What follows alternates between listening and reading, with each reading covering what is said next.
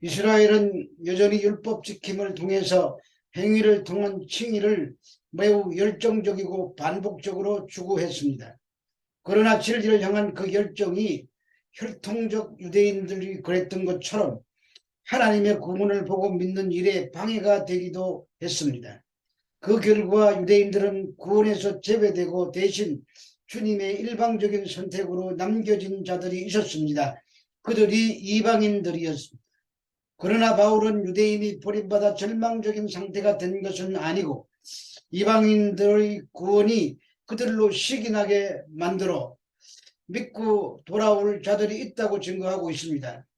이방인의 사도인 바울은 이방인들의 회개하고 돌아옴으로 이스라엘이 자극을 받아 하나님의 원대한 구속의 경륜에 동참케 하는 직분까지 가졌음을 알았습니다.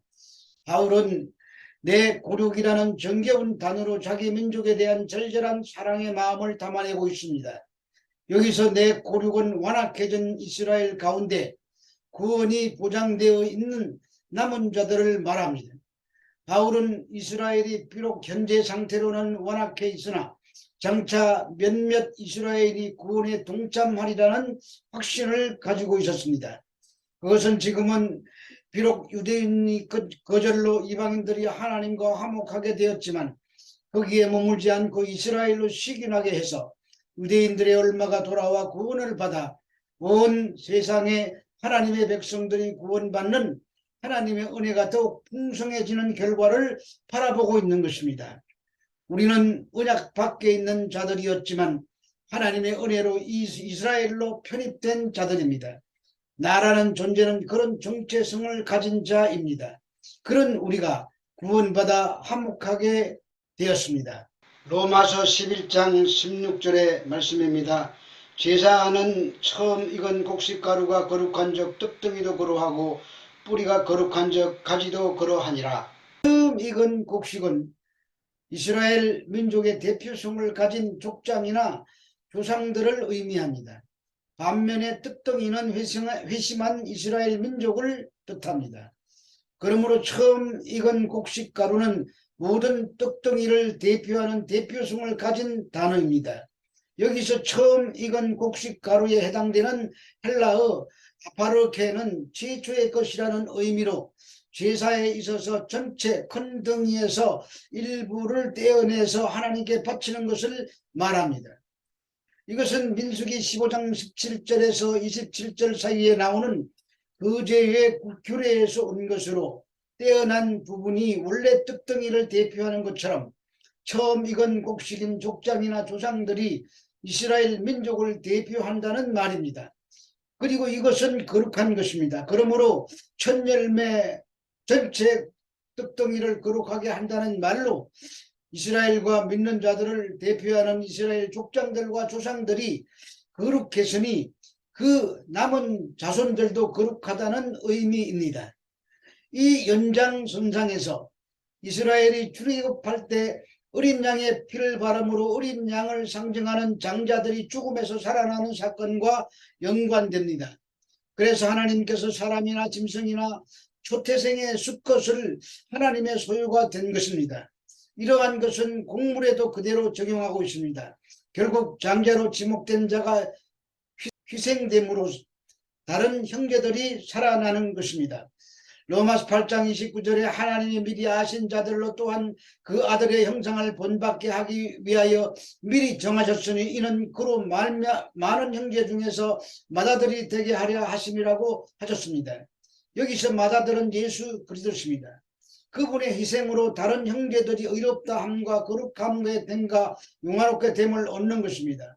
오늘 우리가 하나님의 거룩한 백성이 되는 것은 장자이신 예수 그리스도의 십자가가 그 희생으로 얻어지게 되는 것입니다. 로마서 11장 17절에서 18절의 말씀입니다. 또한 가지 얼마가 꺾였는데 돌 감람나무인 내가 그들 중에 접붙임이 되어 창 감람나무 뿌리에 진액을 함께 받는 자가 되었은즉 그 가지들을 향하여 자랑하지 말라. 자랑할지라도 내가 뿌리를 보존하는 것이 아니요 뿌리가 너를 보존하는 것이니라. 돌 감람나무는 야생 감람나무로서 나무의 크기나 열매의 품질이 창 감람나무보다 많이 떨어집니다. 그래서 그 돌 감람나무를 좋은 감람나무로 만들어 좋은 열매를 얻으려면 돌 감람나무에 찬 감람나무를 접붙여야 합니다. 그런데 본문에는 이 방법을 거꾸로 비유하여 말하고 있습니다. 그것은 참 감람나무 가지 일부를 떼어내고 그 자리에 돌 감람나무를 접붙였다는 표현을 사용하여 이방인이 원가지가 아님을 명백히 하기 위해서입니다. 이러한 접붙임으로 원가지와 전혀 무관하던 돌 감람나무인 이방인들이 유대인과 동일한 특권을 누리게 된 것입니다. 그 결과 이방 그리스도인도 이스라엘의 족장이 누렸던 구속의 은혜에 동참하게 되는 것입니다. 여기서 중요한 것은 진액이 아니라 그 뿌리의 방점이 있습니다. 즉 이스라엘과 무관했던 이방인이 참 이스라엘의 접붙임을 받은 것은 이스라엘 민족을 대표하는 12족장과 맺은 구원의 언약과 관련이 있다는 말입니다. 참 감람나무는 16절에 처음 익은 곡식과 서로 통하는 것으로 구원의 은혜와 하나님의 모든 혜택의 권한이 참 감람나무에서 비롯된다는 뜻입니다. 그 결과 이방인과 유대인이 모두 동일한 뿌리에서 나온 특권을 누리게 되는 것입니다. 그래서 그 가지들을 향하여 자랑하지 말라고 하는 것입니다. 접붙임을 받은 우리가 유대인의 일부가 구원의 길에서 벗어났다고 해서 그들을 향해서 우월감을 가지지 말라는 충고입니다. 여기서 가지는 믿지 않는 유대인들을 말합니다. 그러므로 이방 그리스도인은 자랑하지 말아야 합니다.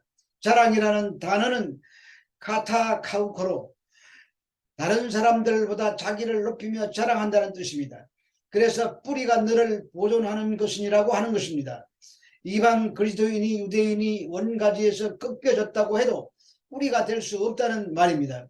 왜냐하면 아브라함은 가지들을 지탱시켜 주고 가지에게 생명을 유지하는 뿌리와도 같기 때문입니다. 중요한 것은 이스라엘 민족의 복음 거부로 인해 이방인 교회가 탁월한 위치에 있게 되었지만 이방 기독교인들이 이것으로 인해서 교만과 자만심을 가져서는 안 된다는 말입니다. 11장 19절에서 21절의 말씀입니다. 그러면 내 말이 가지들이 꺾인 것은 나로 접붙임을 받게 하려 함이라 하리니 옳도다. 그들은 믿지 아니함으로 꺾이고 너는 믿음으로 섰느니라. 높은 마음을 품지 말고 도리어 두려워하라.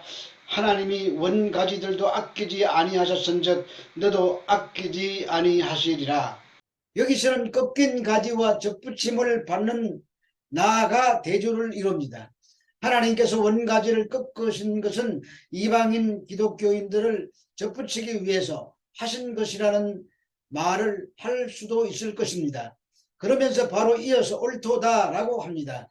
그 말은 그렇게 말할 수도 있을 것이고 유대인이 버림을 받은 것은 불신 때문이고 이방인이 접붙임 받은 것은 믿음 때문이라는 말이 옳다는 말입니다.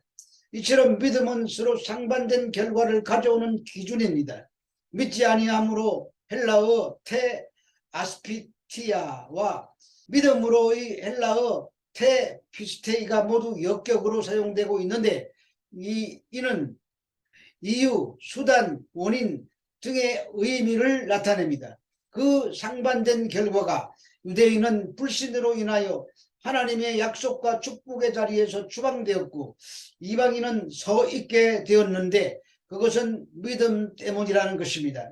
헬라어 원문에는 20절과 21절 사이에 접속사 가르라는 단어가 있는데 이 뜻은 왜냐하면입니다. 이제 이방인 그리스도인이 자궁하지 말아야 할 두 번째 이유를 말하려는 것입니다. 원가지에 해당하는 헬라어 피신클라도는 하나님의 백성으로 선택받았던 이스라엘을 가리킵니다. 그런데 구원은 이스라엘이라는 이름 때문에 받는 것도 아니고 진정한 의미에서 이스라엘이어야 구원에서 제외되지 않고 원뿌리에 남아있을 수 있다는 말입니다. 그런 이방인이었던 내가 높은 마음을 품고 구원에 대한 하나님의 뜻을 두려워하지 않는다면 너도 지키는 바 되리라는 것입니다. 그러므로 이것은 원가지도 믿음을 떠났을 때 꺾어버렸는데 접붙여진 가지가 믿음을 버렸을 때 남겨둘 이유가 전혀 없다는 경고인 것입니다. 로마서 11장 22절의 말씀입니다. 그러므로 하나님의 인자하심과 준엄하심을 보라. 넘어지는 자들에게는 준엄하심이 있으니 너희가 만일 하나님의 인자하심에 머물러 있으면 그 인자가 너희에게 있으리라. 그렇지 않으면 너도 지키는 바 되리라. 하나님의 인자하심과 준엄하심을 보라고 하십니다. 실패한 이스라엘은 하나님의 준엄함으로 꺾여진 가지가 되었습니다. 그것은 하나님의 의로우심에 근거한 것입니다. 반대로 복음에 반응하여 구원 얻은 이방 그리스도인은 하나님의 인자하심을 따라 접붙여진 가지가 되었습니다. 즉 인자의 헬라어 그레스토테스는 그리스도를 통해서 나타난 하나님의 은혜를 나타내는 단어이기 때문입니다. 그런데 넘어지는 의 헬라어는 페손타스인데 이 단어는 부정과거로 쓰여 완전히 넘어져 믿음에서 타락했음을 나타내는 단어입니다. 하나님은 이런 자들에게 심판을 행할 때 조금도 주저하지 않고 잘라버리신다는 말씀입니다. 심지어 그 약속의 백성마저도 제하여 버리는 준엄하신 하나님이십니다. 그러므로 접붙여진 너희가 만일 하나님의 인자하심에 머물러 있으면 그 인자가 너희에게 있겠지만 그렇지 않으면 너희도 지키는 바 되리라고 말씀하시는 것입니다. 믿음으로 인자에 머물러 있으라는 경고의 말씀입니다. 로마서 11장 23절에서 24절의 말씀입니다. 그들도 믿지 아니하는데 머무르지 아니하면 접붙임을 받으리니 이는 그들을 접붙일 능력이 하나님께 있음이라. 내가 원 돌감람나무에서 지킴을 받고 본성을 거스려 좋은 감람나무에 접붙임을 받았으니 원가지인 이 사람들이야 얼마나 자기 감람나무에 접붙임을 받으랴. 이제 시선을 돌려 믿지 않는 유대인들도 믿지 않는데 거하지 아니하면 즉 믿음은 접붙임을 받게 된다는 것입니다. 이스라엘의 회복에 대한 말씀입니다. 이제 그들의 회복은 오직 믿음에 달려 있습니다. 그것이 접붙임 입는 조건이기 때문입니다. 이스라엘이 겪고 있는 하나님의 준엄하심과 이방 그리스도인이 누리고 있는 하나님의 자비는 믿음의 여부에 따라서 언제든지 변할 수가 있습니다. 그러면서 하나님은 일방적인 상식을 벗어난 꺾여진 가지를 다시 접붙인다고 하십니다. 한번 꺾여져서 말라버린 가지는 살아날 가능성이 1도 없습니다. 그러나 바울은 하나님의 능력으로 가능하다고 합니다. 그분은 전능하신 창조주 하나님이시기 때문입니다. 그러므로 원 돌감람나무 가지를 찍어내고 돌감람나무 가지를 접붙이시기도 했는데 원 가지를 접붙이시는 것이야말로 얼마나 더 쉽겠느냐는 말입니다. 그래서 때가 되면 유대인들의 회복이 성취될 터인데 이는 이방인의 동참보다 더 쉬워질 것이라는 말입니다. 이처럼 하나님의 구원 계획은 유대민족이나 이방민족이나 상관없이 요한복음 6장 40절의 말씀처럼 내 아버지의 뜻은 아들을 보고 믿는 자마다 영생을 얻는 이것이니 마지막 날에 내가 이를 다시 살리리라 하시는 말씀이 이루어지는 것입니다. 하나님의 뜻대로 행하시는 자를 하나님의 자녀로 삼아주시려고 작정되어 있었던 것입니다. 그러므로 하나님의 인자하심과 준엄하심을 보며 오직 믿음으로 하나님의 인자에 머물러 지키는 자가 되지 말아야 할 것입니다.